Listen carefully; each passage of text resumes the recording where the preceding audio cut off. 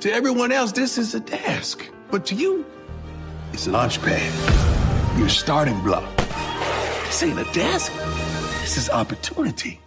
Switch to Boost Mobile and get the Coach Prime Moto G 5G on us at your local Boost retailer. Moto G 5G on us when you switch with ID verification and new Unlimited Plus or Unlimited Premium plan activation. Taxes extra. All prices, fees, features, functionality, and offers are subject to change without notice. See participating dealers for details. Life is an act of constant reinvention. That's true for you and for cars. Nissan reimagined the all-new Kicks around you. The Bose Personal Plus sound system with speakers in the headrests keep you in the groove, while the Nissan Safety Shield 360 technologies keep you safe. If Nissan reinvented the Kicks, you can reinvent yourself. Drive the all-new reimagined Nissan Kicks today. Available feature. Bose is a registered trademark of the Bose Corporation. Nissan Safety Shield technologies can't prevent all collisions or warn in all situations. See owner's manual for important safety information.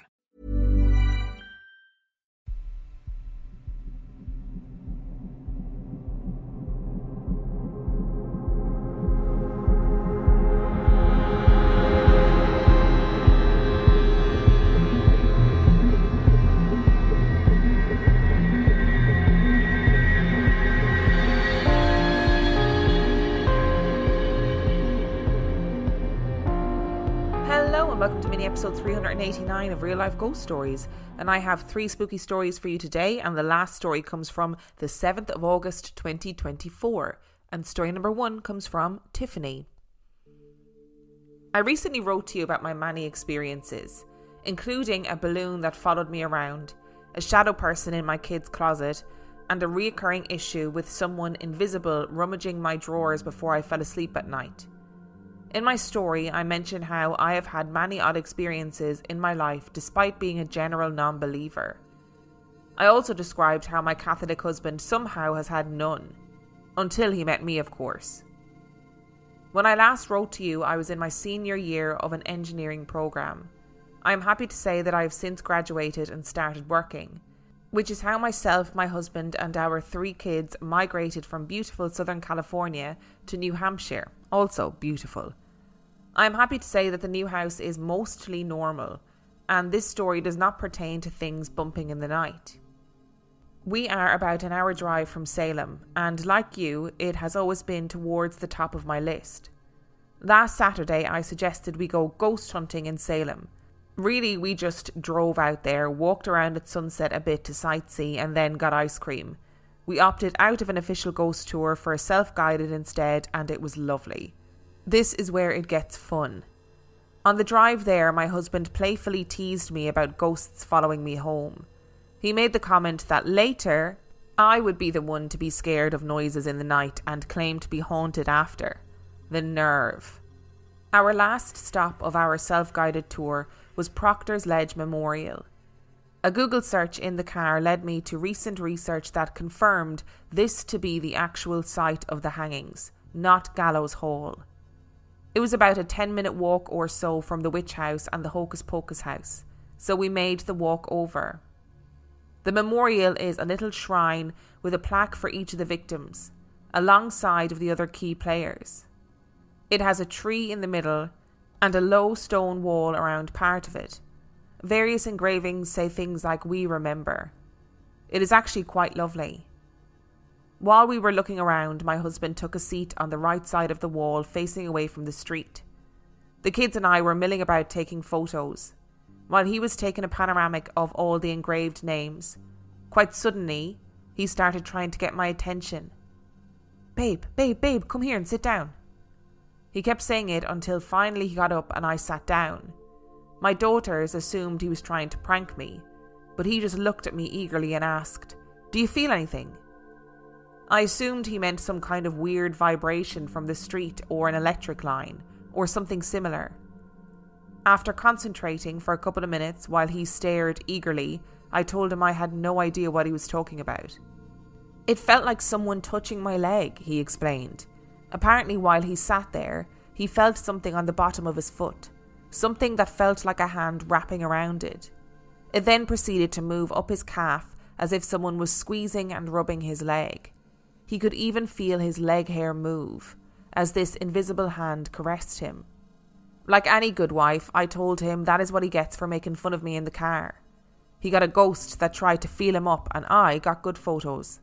First of all, Tiffany, welcome back. I am so glad that you graduated, got yourself a job, and you've moved to New Hampshire. I've heard very beautiful things about New Hampshire.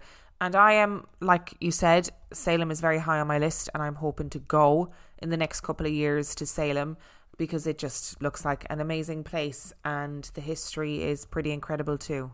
And I do think it's so important to remember the women and men who lost their lives during witch trials, because it was such a horrific part of history, and what happened to those women and men was just horrendous.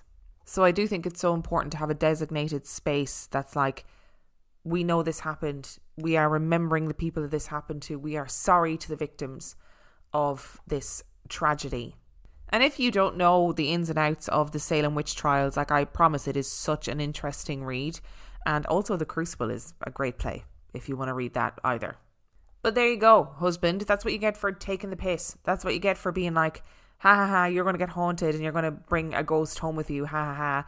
Then they're going to come and grab your leg. They're going to come and give you a little one leg massage.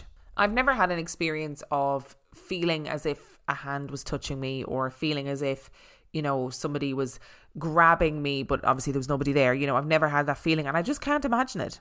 I think I would jump 100 feet in the air and never be seen again. I would get such a fright. And story number 2 comes from John. 2 of the most profound experiences I've had were when I was in the military in the early 2000s. I was stationed on Kadena Air Base in Okinawa, Japan, when both of these happened. When my son was about 7 years old, we got into geocaching. For those who aren't familiar with geocaching, people hide containers with toys and trinkets, then upload GPS coordinates to a website so others can go and find the container. We would travel all over the island exploring and finding interesting new places, learn local lore, and really get to experience the island. One particular day we had gone to the southernmost point of the island.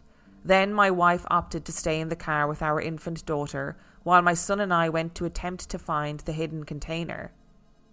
The southern end of Okinawa has a lot of cliffs that drop off into the ocean, and the vegetation has sharp thorns. So when the coordinates led off the trail about 20 metres from the edge of the cliff, I had my son wait on the trail where I could see him while I found the container. As I was signing the logbook, my son shouted, "Dad, did you see that?" I asked him what he saw, thinking it was an animal or something.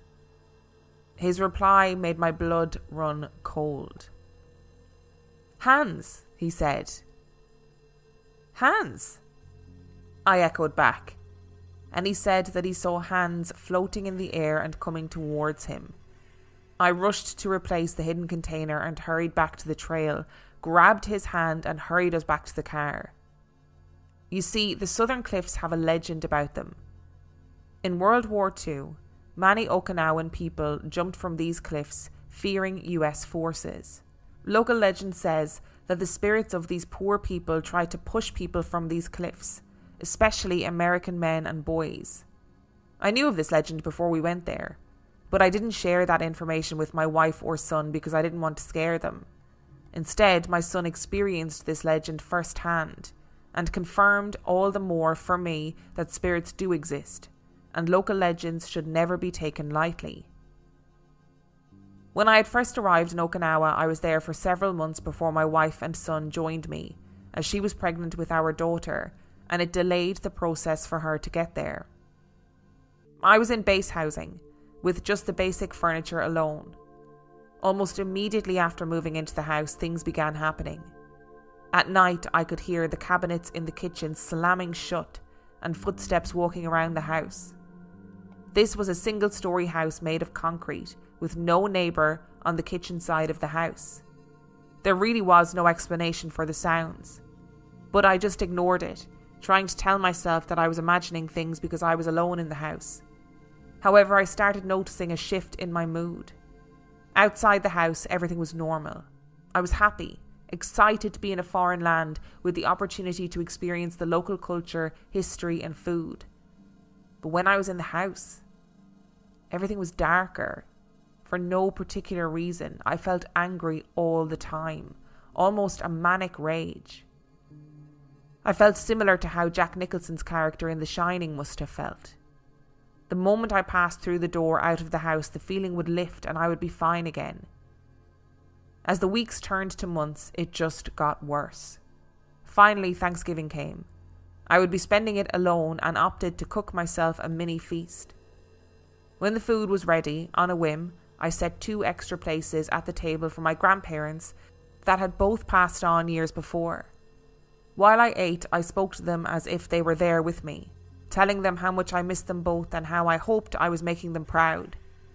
Eventually, I began talking about the way I felt in the house, and how I felt as though something was attacking me spiritually, and asked if it was possible that they protect me and drive off whatever was in the house. I felt foolish, so I thanked them, finished my dinner, cleaned up and went to bed. As I lay down in bed, I suddenly felt a sensation on my cheek that I can only explain as a kiss. I felt a gentle, tender kiss on my cheek. That night, there were no sounds in the house. When I woke, the dark feelings in the house lifted. I no longer felt angry, manic, or anything else. It just felt normal. Maybe this was all in my head, and speaking to my grandparents made me feel more comfortable and at peace in the house. But the noises were real, and the kiss on my cheek was definitely a real sensation. What a lovely thing to do with your little boy. I'm vaguely aware of geocaching, like I sort of know it's about finding things, but what a cool way to spend time together, but also to explore somewhere new. Really clever. Also, what a terrifying experience for him. I mean, the hands in the air, not the geocaching. And the fact that you had heard this local legend before about the hands of people trying to throw people off the cliff. The fact that you had heard that before, and then your little boy is like, did you not see the hands? Bundle that child into the car and go. Like, I would be doing the exact same thing. And I agree. I think there is definitely some credence in local legends. Whatever that might mean. It might not mean that the story is 100% true in the way that it's told, but they often have a basis in truth. And I am most reminded of, there's a story in Norfolk or Suffolk, I can't remember which one it is, about a dragon, and the local people like saw this dragon and they attacked the dragon and blah, blah, blah. And then it is believed, or it's theorized, that the dragon might actually have been a crocodile or an alligator that had escaped from the Tower of London, because in those days there were loads of mad creatures in the Tower of London. So actually I do agree that local legends often have a basis in something. And clearly the roots of this story are true and presumably documented, about poor people who were terrified of the incoming army, the incoming war that was coming for them, and chose death instead, which is really sad. And imagine the anger those people would have felt too, the fear and the anger. Is it any wonder that they're still hanging around? And in regards to the house that you lived in, I mean, we all know that certain places have weird energies, you know, and maybe whatever energy was in that house was seeping into your psyche and making you feel angry and rageful and all of those things. Interesting that the minute you left the house, all of those feelings lifted. So it's not like you were permanently feeling those things. It was only while you were in situ. And it is just another example of, you know, recognizing that your loved ones who have passed away, they're there to look after you and they're there to make things okay. And maybe that's all you need to do. Maybe you just need to ask, you know. What a beautiful end to that story. To everyone else, this is a task. But to you, this is opportunity. Switch to Boost Mobile and get the Coach Prime Moto G5G for $29.99 at boostmobile.com. The Boost Mobile network, together with our roaming partners, covers 99% of the U.S. population. Moto G5G for $29.99 when you switch with a new Unlimited Plus or Unlimited Premium plan activation. Online only. Taxes extra. All prices, fees, features, functionality, and offers are subject to change without notice. Visit boostmobile.com for details. This episode is brought to you by Progressive Insurance. Do you ever think about switching insurance companies to see if you could save some cash? Progressive makes it easy to see if you could save when you bundle your home and auto policies. Try it at Progressive.com. Progressive Casualty Insurance Company and Affiliates. Potential savings will vary, not available in all states.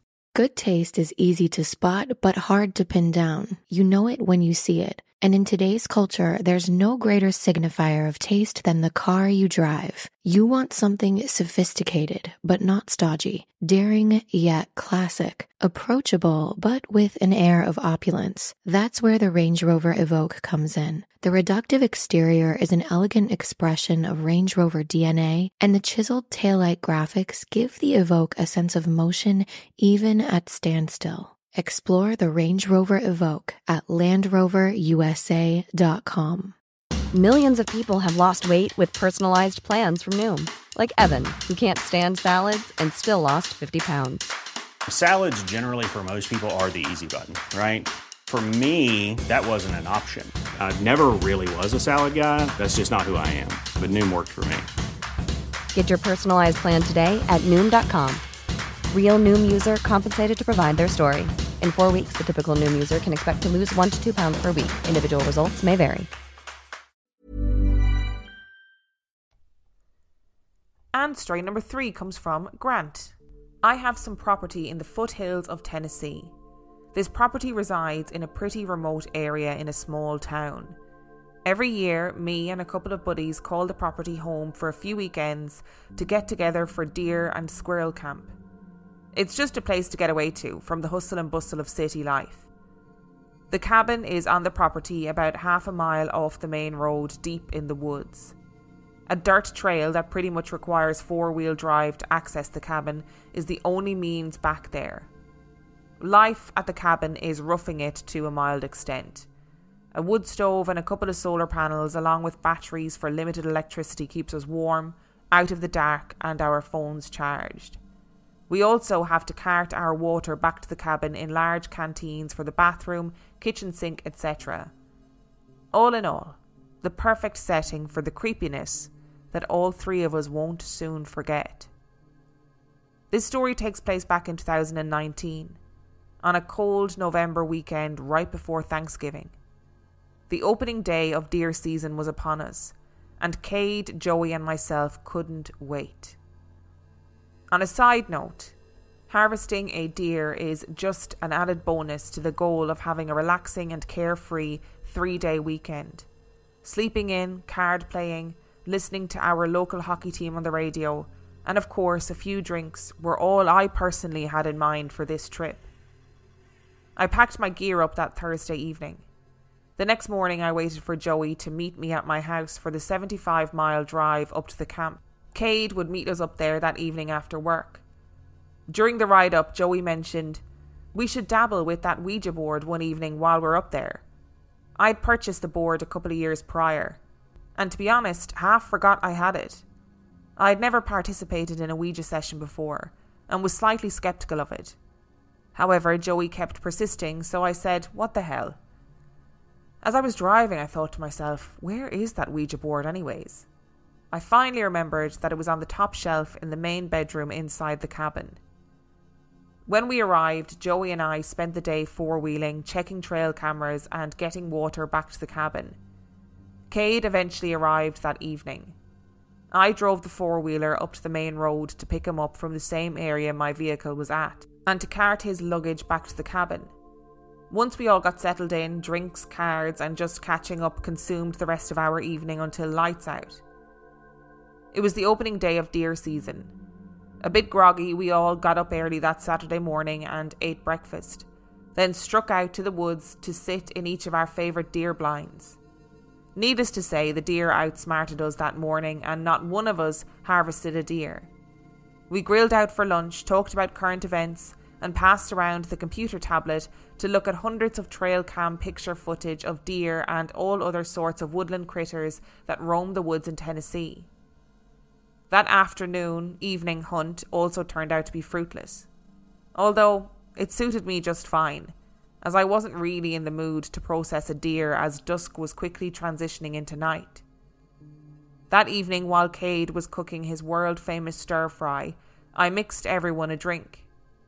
After packing himself a bowl, Joey went into the bedroom to retrieve the Ouija board. As he walked back into the kitchen, he wiped the dust from its cover and set it on the table. Now, I was a tad bit leery to have a Ouija session, but curiosity got the better of me. I was curious, because 3 people are buried on this property, 2 of which are Confederate soldiers of the Civil War who hold a historically documented story.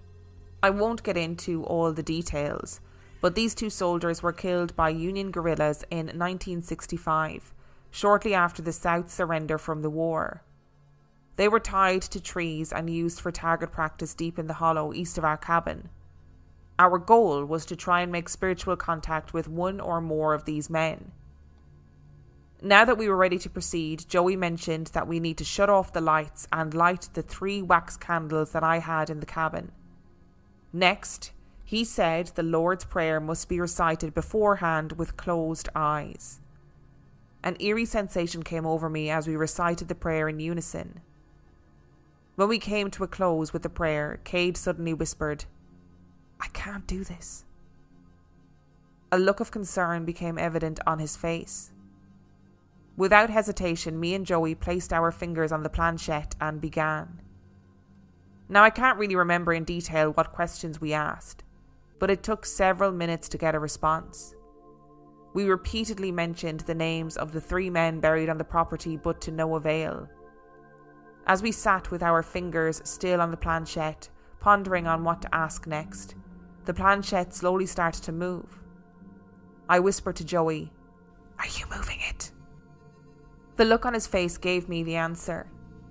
It moved to spell out the word "hi." We responded with a hi back and asked for a name. It spelled out the name Gino. Again, some of this is a blur in my memory. However, the one question we asked that I will never forget was, "Are you a good spirit?" Its answer was bone-chilling. No. Die. I glanced up at Joey, and our eyes then quickly focused on Cade.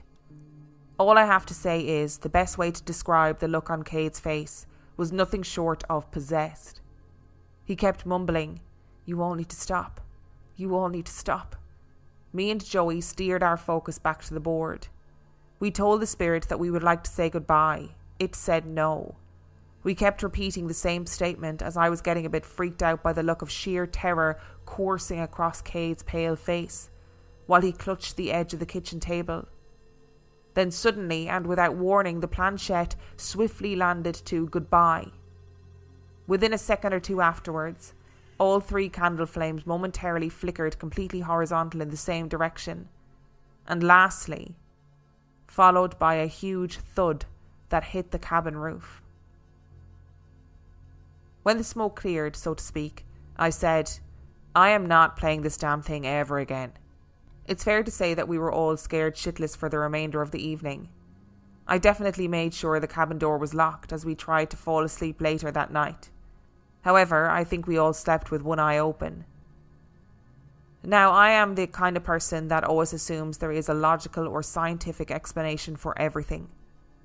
The candles and the roof have me puzzled, though. All 3 of us concluded there definitely wasn't a draft inside the cabin that night. Plus, the candles were in different locations. It was a calm night with no wind, and there wasn't any evidence of a large limb that could have hit the roof. As we packed up to leave the following morning, we all vowed never to touch the Ouija board ever again. We still go to camp every year, and at this point laugh about what had happened on that cold November night several years back. As for the Ouija board, it still resides in the cabin and can collect as much dust as it wants on the top shelf.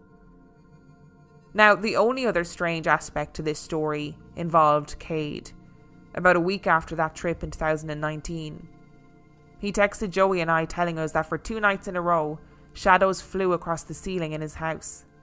He also explained how his dogs went berserk, clawing at the walls and barking for no apparent reason. I'm still not sure what to make of everything that happened. A part of me thinks if this was an entity, that possibly Cade not participating angered the spirit. Maybe that is why he went through that experience following the eventful night. It's been a while since we have done a PSA about the horrors of playing the Ouija board. And look, do you know what, Grant? I'm like you. I'm skeptical of the Ouija board. I have played the Ouija board and I was like, I don't think this is real. I think one of us is moving this planchette, blah, blah, blah. But it still gave me the heebie-jeebies, okay? So even if you are skeptical, even if you're thinking, I don't really believe this, I don't think the Ouija board cares whether you believe in it or not. And look, like you said, you could say that subconsciously one of you was moving the planchette without realising it, That's what they say happens in Ouija board sessions when the planchette moves, that it's somebody who is subconsciously doing it. That's just what the logical explanation is. But like you, all 3 candle flames momentarily flickering the same way and a big thud that hit the cabin roof, that's definitely a very strange coincidence, especially when you can't find any reason for it happening. Like you said, it wasn't as if there was the branch of a tree nearby where you could be like, oh yeah, that's why. Or a draft coming in where you could be like, oh, that's why the candles flickered. But the candles were all in different places. It feels to me like something was giving you a big old warning and being like, I am here and I will absolutely mess your shit up if you mess with me. And maybe Cade is one of those people that is just more susceptible to this stuff than others. And that's why he felt like he couldn't play the Ouija board. That's why he was so freaked when you were playing. And that's why whatever it was seemed to follow him home. How truly terrifying. Thank you so much for listening to today's stories. Thank you to Tiffany, John and Grant for sending in your stories. And remember, the last story came from August the 7th, 2024.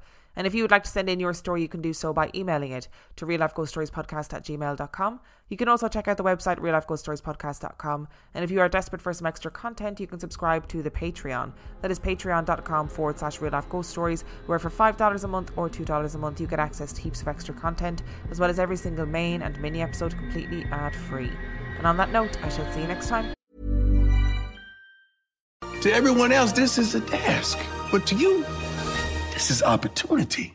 Switch to Boost Mobile and get the Coach Prime Moto G5G for $29.99 at boostmobile.com. The Boost Mobile network, together with our roaming partners, covers 99% of the U.S. population. Moto G5G for $29.99 when you switch with a new Unlimited Plus or Unlimited Premium plan activation. Online only. Taxes extra. All prices, fees, features, functionality, and offers are subject to change without notice. Visit boostmobile.com for details.